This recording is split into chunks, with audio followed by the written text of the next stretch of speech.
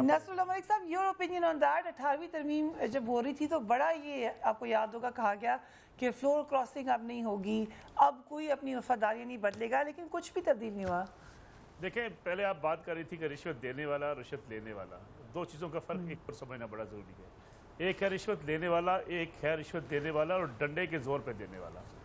کہ چیزوں کو ہم کیوں یہ سمجھنے سے قاصر ہیں کہ جب آپ ٹھیک ہے سیاسی جماعتوں میں بڑی کمزوریاں ہیں, سیاسی جماعتیں کو 100 میں سے 100 نمبر لینے والا انسان کبھی نہیں ہوتا, اس میں بے شمار خرابیاں ہو سکتی ہیں, لیکن اس بات کو سمجھنا بھی چاہیے کہ اگر کچھ سیاسی جماعتوں میں سے کچھ لوگ توڑ کے, جیسے کہ ابھی آپ ریسنٹ مثال لے لیں, پنجاب کے اندر آپ نے پوری کوششیں شروع کی ہوئی ہیں کہ لوگوں کو ان کی پارٹیوں سے وفاداریاں ان کی تبدیل کروا دی جائے.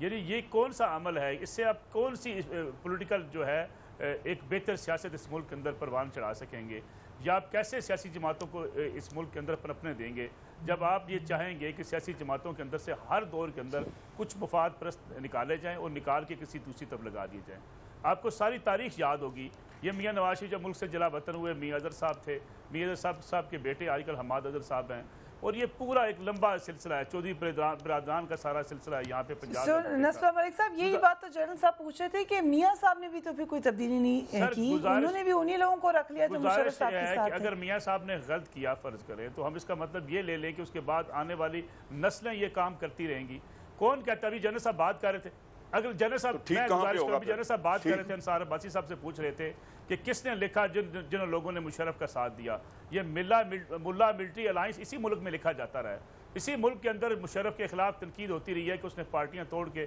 پارٹیاں بنائی.